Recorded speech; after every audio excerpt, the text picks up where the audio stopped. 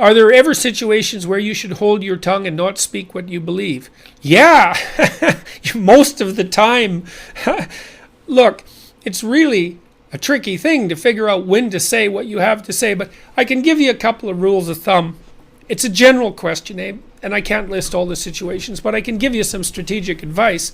So, for example, if someone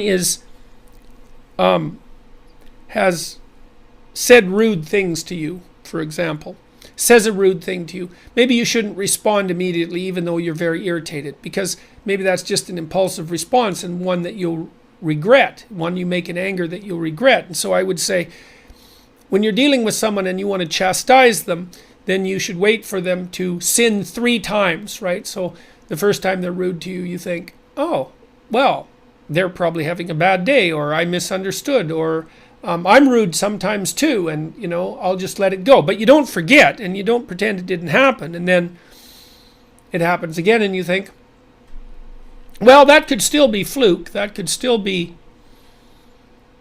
situational. So maybe I'll just hold my damn tongue, but I'll remember that. I'll remember. And then the third time they do it, then you think, no, 3 times, that's a pattern. And so then you can go to them and you can say, look, this happened. And then maybe they deny it. And you say, well, yeah, you can deny it, but then this happened. And maybe they deny it. And you can say, well, you can deny that, but then this happened. And, 3 times the charm. And that's a time when you should stand up for yourself and say what you have to say. Look, you have to put yourself in a position where you can say what you have to say. You have to think it through. You have to have a plan. And you can't just launch yourself off the edge of a cliff and hope that God's going to catch you on the way down.